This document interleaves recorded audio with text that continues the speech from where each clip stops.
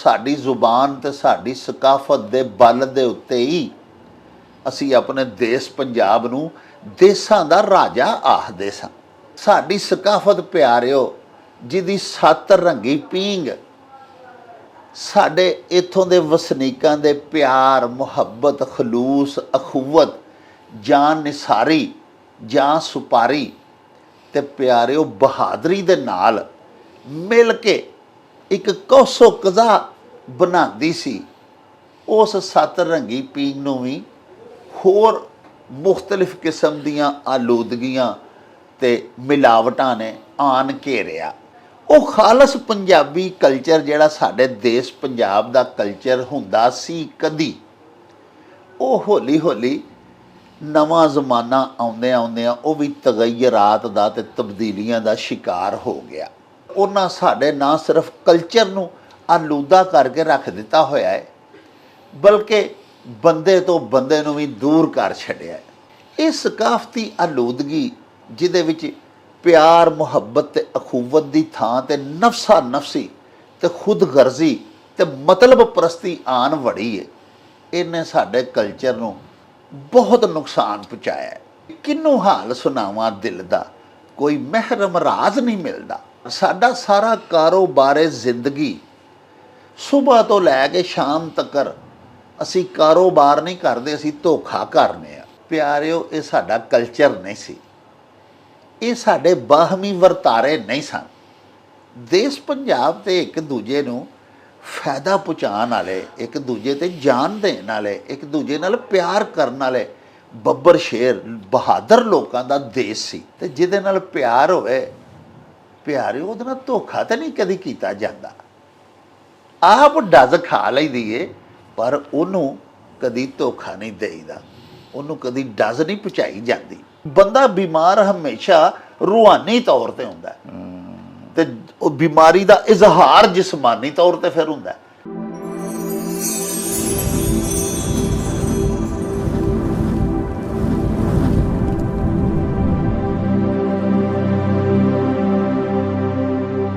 बिस्मिल्लाहिर्रहमानिर्रहीम। शुरू खुदा दे नामों जिसदा जोड़ जवाब न कोई, जिसदी रहमत बख्शिश वाला अंत हिसाब न कोई। प्यारे वेखण वालिओ, पंजाबी जुबानों अदब ते सकाफत दे फरोग ते वधारे ते चढ़तल लई शुरू किए जान वाले तुहाडे अपने यूट्यूब चैनल मेला टीवी दे उत्ते तानू दिल दीआं डुंगियाइयां तो सत बिस्मिल्ला ते जी आयां नूं आखने आ। प्यारिओ, साडी ये बेनती है भी साडे इस चैनल नूं सबसक्राइब भी कर लवो, साडे व्लॉग्स नूं लाइक ते शेयर भी करया करो ते साहिबो अपने कमेंट्स सानू जरूर भिजवाया करो, क्योंकि तुहाडे कमेंट्स साडे लई बड़ी हलाशेरी दा सबब होंदे ने ते नाले असी तुहाडे कमेंट्स, तुहाडीआं ओपीनियंस, तुहाडीआं तजावीज़, तुहाडीआं सुजैशनस दे चानने अपने विलाग्स नूं, अपनी गुफ्तगू नूं मज़ीद शिंगारन ते सवारन दा आर ते जतन भी करदे रहिंदे आ। प्यारिओ, तुहाडा हुक्म मनदियां होयां, तुहाडे हुक्म नूं सिर मत्थे ते धरदियां होयां असी अज तो अपना व्हाट्सएप नंबर भी स्क्रीन दे उत्ते दे रहे हैं। साडे बहुत सारे व्यूअर्स दा ये हुक्म सी भई तुसी अपना व्हाट्सएप नंबर मुश्तहिर करया करो ताकि साडे व्यूअर्स जिहड़े अपनी वीडियो दे विच अपना सवाल रिकॉर्ड करके सानू भिजवाना चाहते होण या अपनी कोई तजवीज़ देना चाहते होण, वो सानू अपनी वीडियो बना के ते वो क्लिप व्हाट्सएप कर सकन या अपने वॉइस मैसेजेस सानू भिजवा सकन। असी तुहाडा ये हुक्म मनदियां होयां अज तो अपनी टीवी दी स्क्रीन दे उत्ते अपना व्हाट्सएप नंबर दे रहे हैं। तुहाडे हुजूर ये बेनती है भी जिस वक्त तुसी अपनी वीडियो बनाते हो, सानू सवाल कोई तुसां भिजवाना होवे, किसी अखान बारे उहदा तर्जमा तशरीह पुछनी होवे ਤੇ ਬਰਾਹੇ ਕਰਮ ਆਪਣਾ ਮੋਬਾਈਲ ਜਿਹੜਾ ਹੈ ਉਹਨੂੰ ਇਸ ਤਰ੍ਹਾਂ ਅਮੂਦੀ ਜਿਹੜਾ ਨਾ ਜੀ, ਇਸ ਤਰ੍ਹਾਂ ਨਹੀਂ ਤੁਸੀਂ ਫੜਨਾ ਉਹਨੂੰ, ਤੁਸੀਂ ਇਸ ਤਰ੍ਹਾਂ ਉਫਕੀ ਜਾਨਿਬ ਫੜ ਕੇ ਨਾ ਤੇ ਇਸ ਤਰ੍ਹਾਂ ਆਪਣੀ ਫਿਲਮ ਬਣਾਉਣੀ ਹੈ ਤੇ ਫਿਰ ਸਾਨੂੰ ਭਿਜਵਾਉਣੀ ਹੈ। ਇਨਸ਼ਾਅੱਲਾ ਤੁਸੀਂ ਸਾਡੇ ਪ੍ਰੋਗਰਾਮਸ ਦੇ ਵਿੱਚ ਸ਼ਿਰਕਤ ਕਰਿਆ ਕਰੋਗੇ, ਆਪਣੀਆਂ ਵੀਡੀਓਜ਼ ਰਾਹੀਂ, ਆਪਣੀ ਆਰਾਰ ਰਾਹੀਂ, ਆਪਣੀਆਂ ਓਪੀਨੀਅਨਸ ਸੁਜੈਸ਼ਨਸ ਸਾਨੂੰ ਦਿਓ ਕਰੋਗੇ ਤੇ ਸਾਡੇ ਲਈ ਮਾਣਯੋਗ ਤੇ ਅੱਗੇ ਹੀ ਹੁੰਦੀਆਂ ਨੇ। ਸਾਨੂੰ ਇਹ ਡਾਢੀ ਖੁਸ਼ੀ ਹੋਏਗੀ ਕਿ ਤੁਸੀਂ ਵੀ ਸਾਡੇ ਪ੍ਰੋਗਰਾਮਾਂ ਦੇ ਵਿੱਚ, ਸਾਡੇ ਵਲੌਗਸ ਦੇ ਵਿੱਚ ਸ਼ਿਰਕਤ ਕਰ ਰਹੇ ਹੋ। ਸਾਹਿਬੋ, ਅਸੀਂ ਆਪਣੀ ਹਰ ਵਲੌਗ ਦੇ ਸ਼ੁਰੂ ਦੇ ਵਿੱਚ ਇਹ ਅਹਿਦ ਕਰਨੇ ਆ ਤੁਹਾਡੇ ਹੁਜ਼ੂਰ ਵੀ ਅਸੀਂ ਆਪਣੀ ਮਾਂ ਬੋਲੀ, ਆਪਣੀ ਜ਼ੁਬਾਨ ਦਾ ਅਦਬ ਤੇ ਆਪਣੀ ਜ਼ੁਬਾਨ ਦੀ ਸਕਾਫਤ ਦੇ ਚੜ੍ਹਾਅ ਵਾਸਤੇ, ਵਧਾਵੇ ਵਾਸਤੇ ਖਿਦਮਤ ਕਰ ਰਹੇ ਹਾਂ, ਕੋਸ਼ਿਸ਼ਾਂ ਕਰ ਰਹੇ ਹਾਂ। ਅੱਲਾਹ ਪਾਕ ਸੱਚਾ ਜਾਣਦਾ ਹੈ ਅਸੀਂ ਪੂਰੀ ਖਲੂਸੇ ਨੀਅਤ ਦੇ ਨਾਲ ਆਪਣੀ ਮਾਂ ਬੋਲੀ ਦੀ ਖਿਦਮਤ ਦਾ ਅਹਿਦ ਤੇ ਅਜ਼ਮ ਕੀਤਾ ਹੋਇਆ ਹੈ। ਇਹਦੇ ਵਿੱਚ ਅਸੀਂ ਜੇ ਹਾਲੀ ਮੁਕੰਮਲ ਤੌਰ ਦੇ ਉੱਤੇ ਕਾਮਯਾਬ ਨਹੀਂ ਵੀ ਤੇ ਸਾਨੂੰ ਕੋਈ ਫਿਕਰ ਨਹੀਂ, ਕਿਉਂਕਿ ਇਨਸ਼ਾਅੱਲਾ ਤੁਹਾਡੀਆਂ ਤਜਾਵੀਜ਼, ਤੁਹਾਡੀਆਂ ਆਰਾ ਜਿਹੜੀਆਂ ਨੇ ਉਹਨਾਂ ਨੂੰ ਮੁੱਖ ਰੱਖਾਂਗੇ ਤੇ ਇੱਕ ਦਿਨ ਅਸੀਂ ਪੂਰੇ ਸੇਵਕ ਬਣ ਹੀ ਜਾਵਾਂਗੇ।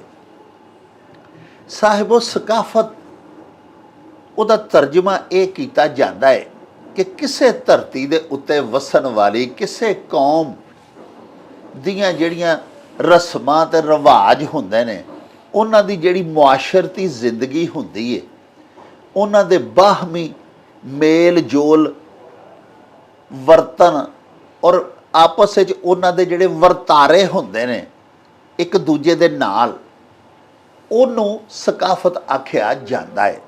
ਉਂਝ ਤੇ ਸਕਾਫਤ ਦੀਆਂ ਹੋਰ ਵੀ ਬਹੁਤ ਸਾਰੀਆਂ ਤਾਰੀਫਾਂ ਨੇ, ਲੇਕਿਨ ਸਾਦਾ ਅਲਫਾਜ਼ ਦੇ ਵਿੱਚ ਕਲਚਰ ਕਿਸੇ ਵੀ ਕੌਮ ਦਾ, ਕਿਸੇ ਵੀ ਮੁਲਕ ਦਾ, ਕਿਸੇ ਖਿੱਤਾ ਅਰਜ਼ੀ ਦਾ ਇਹੋ ਹੀ ਹੁੰਦਾ ਹੈ ਕਿ ਉੱਥੋਂ ਦੇ ਜਿਹੜੇ ਵਸਨੀਕ ਨੇ ਉਹ ਕਿਵੇਂ ਜ਼ਿੰਦਗੀ ਪੈ ਗੁਜ਼ਾਰਦੇ ਨੇ, ਉਹ ਸਮਾਜੀ ਤੌਰ ਦੇ ਉੱਤੇ ਕਿਵੇਂ ਇੱਕ ਦੂਜੇ ਦੇ ਨਾਲ ਮਰਬੂਤ ਨੇ, ਆਪਸੀ ਉਹਨਾਂ ਦਾ ਮੇਲ ਜੋਲ ਤੇ ਮਿਲਨ ਵਰਤਨ ਕਿਹੋ ਜਿਹਾ ਹੈ, ਉਹਨਾਂ ਦੀਆਂ ਰਸਮਾਂ ਰਿਵਾਜ ਕਿਹੋ ਜਿਹੇ ਨੇ। ਪਿਆਰਿਓ, ਜਿਸ ਤਰ੍ਹਾਂ ਸਾਡੀ ਮਾਂ ਬੋਲੀ ਪੰਜਾਬੀ ਦੁਨੀਆ ਦੀ ਸਭ ਤੋਂ ਸੋਹਣੀ ਤੇ ਸ਼ਾਨਦਾਰ ਜ਼ੁਬਾਨ ਹੈ, ਬਿਲਕੁਲ ਉਸੇ ਹੀ ਤਰ੍ਹਾਂ ਸਾਡੀ ਸਕਾਫਤ ਜਿਹੜੀ ਹੈ ਉਹ ਵੀ ਏਡੀ ਖੂਬਸੂਰਤ ਸੀ ਕਿ ਜਿਹਦੀ ਇੰਤਹਾ ਕੋਈ ਨਹੀਂ ਸੀ। ਔਰ ਸਾਡੀ ਜ਼ੁਬਾਨ ਤੇ ਸਾਡੀ ਸਕਾਫਤ ਦੇ ਬਲ ਦੇ ਉੱਤੇ ਹੀ ਅਸੀਂ ਆਪਣੇ ਦੇਸ਼ ਪੰਜਾਬ ਨੂੰ ਦੇਸਾਂ ਦਾ ਰਾਜਾ ਆਖਦੇ ਸਾਂ। ਪਰ ਪਿਆਰਿਓ, ਜਿੱਥੇ ਸਮੇਂ ਦੇ ਗੁਜ਼ਰਨ ਦੇ ਨਾਲ ਨਾਲ ਹੋਰ ਬਹੁਤ ਸਾਰੀਆਂ ਤਬਦੀਲੀਆਂ ਆਈਆਂ, ਬਹੁਤ ਸਾਰੇ ਤਗੱਯਰਾਤ ਰੂਨਮਾ ਹੋਏ, ਉੱਥੇ ਜ਼ੁਬਾਨਾਂ ਵੀ ਖਾਲਸ ਨਾ ਰਹੀਆਂ, ਦੀਗਰ ਜ਼ੁਬਾਨਾਂ ਦੇ ਅਲਫਾਜ਼ ਸਾਡੀ ਮਾਂ ਬੋਲੀ ਦੇ ਵਿੱਚ ਵੀ ਸ਼ਾਮਲ ਹੁੰਦੇ ਗਏ। ਇਹ ਵੈਸੇ ਕੋਈ ਬੁਰੀ ਗੱਲ ਨਹੀਂ। ਸਾਡੀ ਜ਼ੁਬਾਨ 'ਚ ਜਿਹੜਾ ਵੀ ਲਫ਼ਜ਼ ਆਨ ਵੜਿਆ, ਅਸੀਂ ਉਹਨੂੰ ਆਪਣੀ ਜ਼ੁਬਾਨ ਦਾ ਲਫ਼ਜ਼ ਹੀ ਸਮਝ ਕੇ ਇਸਤੇਮਾਲ ਕਰ ਰਹੇ ਹਾਂ। ਅਲਹਮਦੁਲਿਲਾ, ਸਾਨੂੰ ਇਹਦੇ ਤੇ ਕੋਈ ਪਰੇਸ਼ਾਨੀ ਵੀ ਨਹੀਂ, ਜਾਂ ਅਸੀਂ ਇਹਨੂੰ ਕੋਈ ਇਹ ਨਹੀਂ ਸਮਝਦੇ ਕਿ ਸਾਡੀ ਬੋਲੀ 'ਚ ਉਹ ਲਫ਼ਜ਼ ਨਹੀਂ ਸੀ ਤੇ ਤਾਂ ਅਸਾਂ ਬਾਹਰੋਂ ਲਿਆ ਹੈ। ਐਸੀ ਕੋਈ ਗੱਲ ਨਹੀਂ। ਅਸਲ ਵਜ੍ਹਾ ਇਹ ਹੈ ਕਿ ਆਪਸੀ ਮੇਲ ਵਰਤਨ ਜਦੋਂ ਹੁੰਦਾ ਹੈ ਦੀਗਰ ਮੁਮਾਲਕ ਦੇ ਲੋਕਾਂ ਦੇ ਨਾਲ, ਫਿਰ ਮਜ਼ਹਬ ਜਦੋਂ, ਹੁਣ ਸਾਡਾ ਮਜ਼ਹਬ ਇਸਲਾਮ ਹੈ ਤੇ ਅਸਾਂ ਅਰਬੀ ਵੀ ਪੜ੍ਹੀ, ਅਸੀਂ ਕੁਰਾਨ ਪਾਕ ਪੜ੍ਹਿਆ, ਉਹਦਾ ਤਰਜਮਾ ਅਲਹਮਦੁਲਿਲਾ ਪੜ੍ਹਿਆ, ਫਿਰ ਸਾਡੀ ਜਿਹੜੀ ਬੋਲੀ ਸੀ ਉਹਦੇ ਵਿੱਚ ਬਹੁਤ ਸਾਰੇ ਅਰਬੀ ਦੇ ਲਫ਼ਜ਼ ਆ ਗਏ। ਪਿਆਰਿਓ, ਇੱਕ ਅਰਸੇ ਤੱਕ ਸਾਡੇ ਇਸ ਬਰੇ ਸਗੀਰ ਦੇ ਵਿੱਚ ਜਿਹੜੇ ਹੁਕਮਰਾਨ ਰਹੇ ਮੁਸਲਮਾਨ, ਉਹਨਾਂ ਦੀ ਹਕੂਮਤ ਦੇ ਅਦਵਾਰ ਦੇ ਵਿੱਚ ਫਾਰਸੀ ਸਰਕਾਰੀ ਜ਼ੁਬਾਨ ਸੀ। ਫਾਰਸੀ ਅਲਫਾਜ਼ ਵੀ ਦਰ ਆਏ ਸਾਡੀ ਬੋਲੀ ਦੇ ਵਿੱਚ। ਸਾਡਾ ਬਹੁਤ ਸਾਰਾ ਸੂਫੀਆਨਾ ਲਿਟਰੇਚਰ ਫਾਰਸੀ ਸੀ ਤੇ ਬਹੁਤ ਸਾਰੇ ਫਾਰਸੀ ਲਫ਼ਜ਼ ਵੀ ਆ ਵੜੇ। ਇਹਦੇ ਤੋਂ ਇਹ ਅਸੀਂ ਨਹੀਂ ਕਹਿ ਸਕਦੇ ਵੀ ਸਾਡੀ ਬੋਲੀ ਕੋਈ ਘਟੀਆ ਸੀ ਜਾਂ ਸਾਡੀ ਬੋਲੀ ਕੋਲ ਉਹ ਲਫ਼ਜ਼ ਕੋਈ ਨਹੀਂ ਸਨ। ਤੇ ਅਸਾਂ ਮੰਗਵੇ ਲਫ਼ਜ਼ ਲੈ ਕੇ ਤੇ ਆਪਣੀ ਝੋਲੀ ਭਰੀ। ਐਸੀ ਗੱਲ ਕੋਈ ਨਹੀਂ।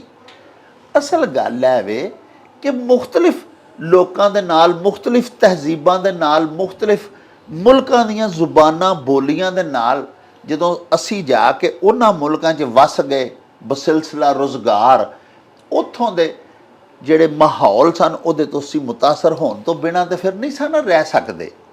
ਫਿਰ ਉਹ ਅਲਫਾਜ਼ ਵੀ ਸਾਡੀ ਬੋਲੀ ਦੇ ਵਿੱਚ ਆ ਵੜੇ। ਇਹਦਾ ਬਿਲਾ ਸ਼ੁਬਾ ਥੋੜ੍ਹਾ ਬਹੁਤਾ ਇਹ ਨੁਕਸਾਨ ਜ਼ਰੂਰ ਹੋਇਆ ਵੀ ਸਾਡੀ ਬੋਲੀ ਓਡੀ ਖਾਲਸ ਨਾ ਰਹੀ ਜਿੱਡੀ ਕੋਈ 200-400 ਸਾਲ ਪਹਿਲੇ ਦੇਸ਼ ਪੰਜਾਬ ਦੀ ਧਰਤੀ ਦੇ ਵਿੱਚ ਪੰਜਾਬੀ ਖਾਲਸ ਸੀ।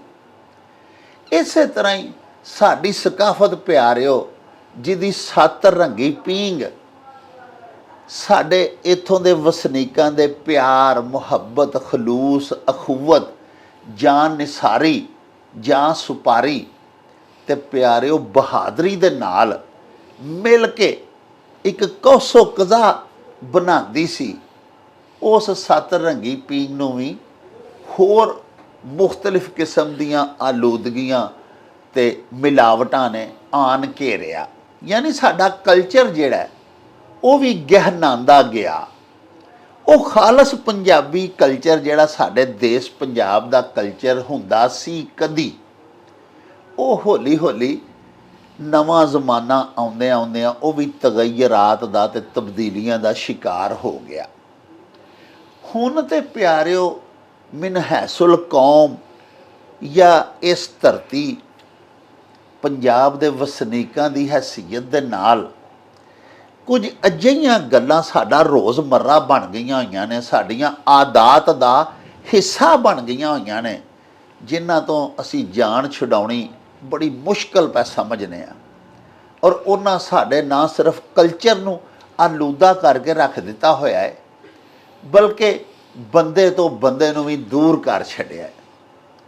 ਪਿਆਰਿਓ, ਸਾਡੇ ਕਲਚਰ ਦੇ ਵਿੱਚ ਇਸਲਾਮੀ ਰੰਗ ਬੜਾ ਗੂੜਾ ਸੀ, ਉਹ ਵੀ ਹੁਣ ਸਾਨੂੰ ਆਪਣੀ ਸਕਾਫਤ ਵਿੱਚ ਕਿਧਰੇ ਨਜ਼ਰ ਨਹੀਂ ਆਉਂਦਾ।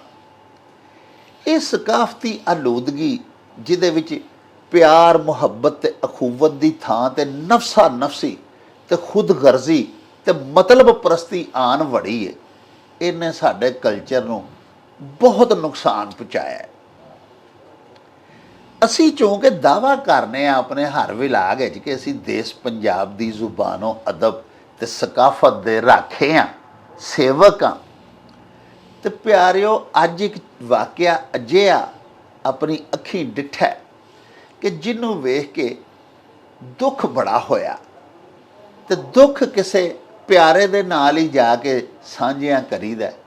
ਤੇ ਤੁਸੀਂ ਚੂੰਕਿ ਅਸੀਂ ਅਕਸਰ ਤੁਹਾਡੀ ਖਿਦਮਤ ਵਿੱਚ ਆਖਦੇ ਹਾਂ, ਇਕਰਾਰ ਕਰਨੇ ਆ, ਅਸੀਂ ਇਤਰਾਫ ਕਰਨੇ ਆ, ਤੁਸੀਂ ਹੋਈ ਸਾਡੇ ਦਰਦੀ ਹੋ, ਤੁਸੀਂ ਹੋਈ ਸਾਡੀ ਫੈਮਿਲੀ ਹੋ।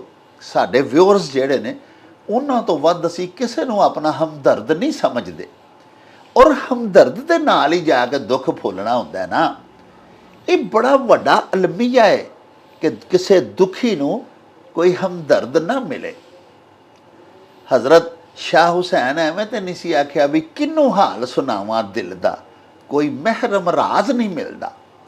ਤੇ ਤੁਸੀਂ ਚੂੰਕਿ ਮਹਿਰਮ ਰਾਜ਼ ਹੋ, ਇਸ ਵਾਸਤੇ ਜਿਹੜਾ ਵਾਕਿਆ ਅੱਜ ਮੈਂ ਸੁਬਾ ਡਿੱਠਾ ਉਹ ਮੈਂ ਤੁਹਾਡੀ ਖਿਦਮਤ ਵਿੱਚ ਅਰਜ਼ ਕਰਕੇ ਤੇ ਤੁਹਾਡੇ ਨਾਲ ਆਪਣੇ ਦਿਲ ਦਾ ਭਾਰ ਹੌਲਾ ਕਰਨਾ ਚਾਹਨਾ।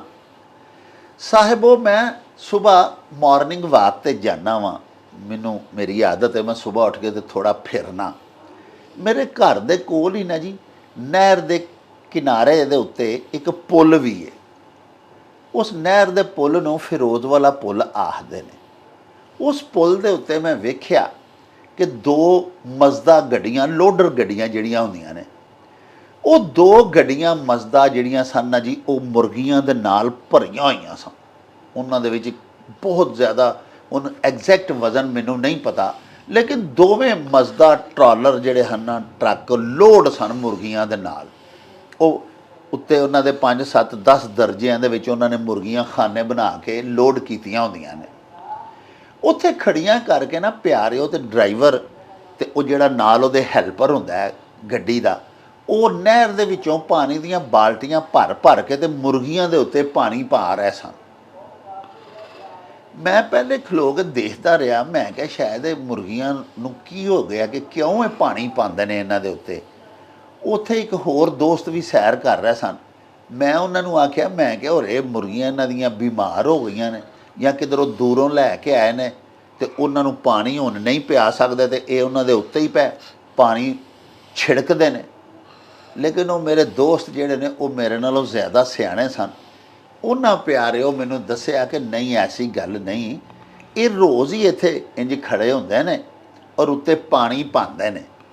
ਇਹ ਆਪਣੇ ਜਿਹੜੀ ਮੁਰਗੀ ਹੈ ਨਾ ਜੀ, ਉਹਦਾ ਵਜ਼ਨ ਵਧਾਉਂਦੇ ਨੇ ਉੱਤੇ ਪਾਣੀ ਛਿੜਕ ਕੇ। ਇਹਨਾਂ ਨੂੰ ਅੱਛੀ ਤਰ੍ਹਾਂ ਪਾਣੀ ਦੇ ਨਾਲ ਧਰ ਕਰ ਲੈਂਦੇ ਨੇ ਤੇ ਚੂੰਕਿ ਉਹਨਾਂ ਦੇ ਖੰਭਾਂ ਦੇ ਵਿੱਚ, ਉਹਨਾਂ ਦੇ ਜਿਸਮਾਂ ਦੇ ਵਿੱਚ ਪਾਣੀ ਵੜ ਜਾਂਦਾ ਤੇ ਫਿਰ ਜਾ ਕੇ ਜਦੋਂ ਦੁਕਾਨਦਾਰਾਂ ਦੇ ਅੱਗੇ ਵੇਚਦੇ ਨੇ ਤੇ ਗੋਸ਼ਤ ਦਾ ਜਿਹੜਾ ਵਜ਼ਨ ਹੈ ਨਾ ਜੀ, ਉਹਦੇ ਵਿੱਚ ਇਜ਼ਾਫਾ ਹੋ ਜਾਂਦਾ ਹੈ। ਪਿਆਰਿਓ, ਉਂਝ ਤੇ ਅਸੀਂ ਆਪਣੇ ਹਰ ਪਾਸੇ ਚਾਰ ਚਫੇਰੇ ਹਰ ਰੋਜ਼ ਵੇਖਦੇ ਹਾਂ ਕਿ ਸਾਡਾ ਹਰ ਬੰਦਾ ਦੂਸਰੇ ਨੂੰ ਧੋਖਾ ਦੇ ਰਿਹਾ, ਦੂਸਰੇ ਨਾਲ ਮਕਰ ਕਰ ਰਿਹਾ, ਫਰੇਬ ਕਰ ਰਿਹਾ, ਦਜਲ ਕਰ ਰਿਹਾ, ਇੱਕ ਦੂਜੇ ਨੂੰ ਡਿਸੀਵ ਕਰ। ਸਾਡਾ ਸਾਰਾ ਕਾਰੋਬਾਰ ਜ਼ਿੰਦਗੀ ਸਵੇਰ ਤੋਂ ਲੈ ਕੇ ਸ਼ਾਮ ਤੱਕ ਅਸੀਂ ਕਾਰੋਬਾਰ ਨਹੀਂ ਕਰਦੇ, ਅਸੀਂ ਧੋਖਾ ਕਰਨੇ ਆ। ਕਾਰੋਬਾਰ ਤੇ ਅਸੀਂ ਨਾ ਰੱਖਿਆ ਹੈ ਨਾ ਜੀ, ਲੇਕਿਨ ਅਸੀਂ ਇੱਕ ਦੂਸਰੇ ਦੇ ਨਾਲ ਧੋਖਾ ਕਰਨੇ ਆ। ਪਿਆਰਿਓ, ਇਹ ਸਾਡਾ ਕਲਚਰ ਨਹੀਂ ਸੀ, ਇਹ ਸਾਡੇ ਬਾਹਮੀ ਵਰਤਾਰੇ ਨਹੀਂ ਸਨ।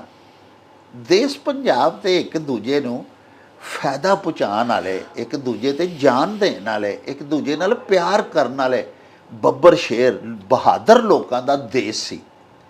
ਲੇਕਿਨ ਤੁਸੀਂ ਦੇਖੋ ਕਿ ਸਵੇਰ ਮੈਂ ਜੋ ਦੇਖਿਆ ਉਹ ਦੇਖ ਕੇ ਇਸ ਕਦਰ ਕੋਫਤ ਹੋਈ ਕਿ ਇਹ ਵੇਖੋ, ਇੱਥੇ ਖੜਾ ਕਰਕੇ ਨਹਿਰ ਦੇ ਉੱਤੇ ਪਾਣੀ ਪਾ ਕੇ ਦੁੱਧ ਦੇ ਵਿੱਚ ਪਾਣੀ ਪਾਉਂਦਿਆਂ ਵੀ ਅੱਗੇ ਇੱਕ ਦਫਾ ਅਸਾਂ ਇੱਕ ਬੰਦੇ ਨੂੰ ਦੇਖਿਆ ਸੀ ਕਿ ਉਹਨੇ ਆਪਣੀ ਸੁਜ਼ੂਕੀ ਪਿਕਅਪ ਗੱਡੀ ਖੜੀ ਕੀਤੀ ਨਹਿਰ ਤੇ ਔਰ ਜਿੰਨੇ ਉਹ ਦੁੱਧ ਦੇ ਉਹਨੇ ਬਰਤਨ ਜਾਂ ਦੁੱਧ ਦੇ ਨਾਲ ਭਰੇ ਸਨ, ਉਹਨਾਂ ਦੇ ਵਿੱਚ ਖਾਲੀ ਜਿੰਨੀ ਜਗ੍ਹਾ ਸੀ ਉਹਨੇ ਉਹ ਪਾਣੀ ਪਾ ਕੇ ਤੇ ਪੂਰੀ ਕੀਤੀ।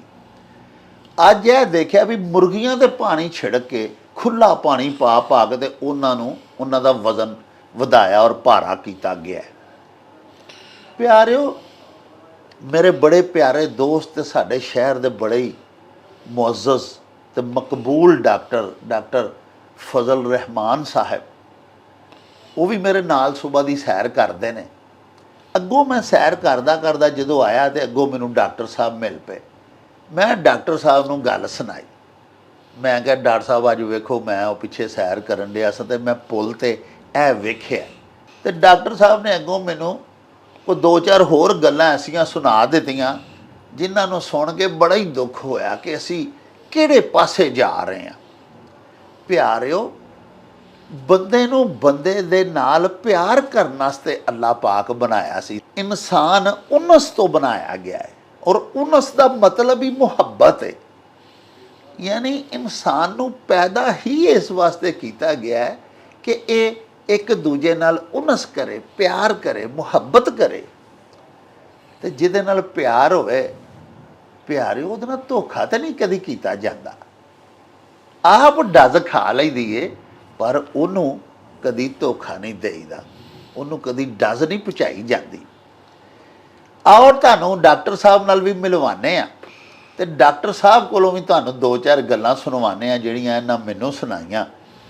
ਤੁਹਾਡੇ ਵੀ ਸ਼ਾਇਦ ਇਲਮ ਵਿੱਚ ਇਜ਼ਾਫਾ ਹੋਵੇ ਤੇ ਸ਼ਾਇਦ ਅਸੀਂ ਆਪਣੇ ਆਮਾਲ ਤੇ ਆਪਣੀਆਂ ਅਦਾਵਾਂ ਤੇ ਗੌਰ ਕਰਨ ਦੀ ਵੀ ਕੋਈ ਸਬੀਲ ਕੱਢ ਸਕੀਏ ਇਹਨਾਂ ਗੱਲਾਂ ਦੇ ਵਿੱਚੋਂ। अस्सलाम वालेकुम जनाब डॉक्टर साहब। वालेकुम अस्सलाम व रहमतुल्लाह। डॉक्टर साहब, वो जिहड़ा सवेरे वाकया होया ते मैं तुहाडे गोशे गुजार कीता, बिल्कुल, ਉਹ ਤੁਸੀਂ ਉਦੋਂ ਬਾਅਦ ਇੱਕ ਦੋ ਵਾਕਿਆਤ ਹੋਰ ਸੁਣਾਏ। ਉਹ ਡਾਕਟਰ ਸਾਹਿਬ ਸਵੇਰੇ ਮੈਨੂੰ ਦੱਸਣਾ ਤੁਹਾਨੂੰ ਯਾਦ ਭੁੱਲ ਗਿਆ, ਮੈਨੂੰ ਯਾਦ ਆਇਆ ਉਹ ਅਸੀਂ ਇੱਕ ਸ਼ਾਦੀ ਤੇ ਗਏ ਸਾਂ ਲਾਹੌਰ, ਤੁਹਾਨੂੰ ਯਾਦ ਹੋਏ ਜੀ ਸਰ। ਉਹ ਪ੍ਰੋਫੈਸਰ ਮੁਕੀਮ ਸਾਹਿਬ ਨਾਲ ਤੁਹਾਡੀ ਮੈਂ ਮੁਲਾਕਾਤ ਕਰਵਾਈ। ਜੀ ਸਰ। ਉਹਨਾਂ ਨੇ ਡਾਕਟਰ ਸਾਹਿਬ ਅੱਜ ਤੋਂ 10 ਸਾਲ ਪਹਿਲਾਂ ਇਹ ਤਜਰਬਾ ਕੀਤਾ ਸੀ ਜੀ। ਉਹਨਾਂ ਨੇ ਜਨਾਬ ਇੱਕ ਨਵਾਂ ਏਸੀ, ਨਵੀਂ ਫ੍ਰਿਜ, ਨਵਾਂ ਟੀਵੀ, ਮੋਟਰਸਾਈਕਲ ਦੀ ਨਵੀਂ ਜਿਹੜੀ ਹੁੰਦੀ ਹੈ ਟਾਇਰ ਟਿਊਬ ਜੀ, ਔਰ ਜਿਹੜਾ ਵੇ ਘੜੀ ਜੀ ਔਰ ਮੋਬਾਈਲ, ਸਰ ਵਾਟਰ ਡਿਸਪੈਂਸਰ, ਇਹ ਸਾਰੀਆਂ ਚੀਜ਼ਾਂ ਨਵੀਆਂ ਲੈ ਕੇ ਨਾ ਉਹਨਾਂ ਨੇ ਮਕਸਦ ਟੈਕਨੀਸ਼ੀਅਨ ਨੂੰ ਦਿੱਤੀ। ਉਹ ਫ੍ਰਿਜ ਵਾਲਾ ਜਿਹੜਾ ਉਹਨੇ ਕਿਹਾ ਭਾਜੀ ਦੀ ਤੇ ਗੈਸ ਹੀ ਲੀਕ ਸੀ, ਹਾਲਾਂ ਲੀਕ ਨਹੀਂ ਸੀ, ਠੀਕ ਹੈ ਨਾ ਜੀ।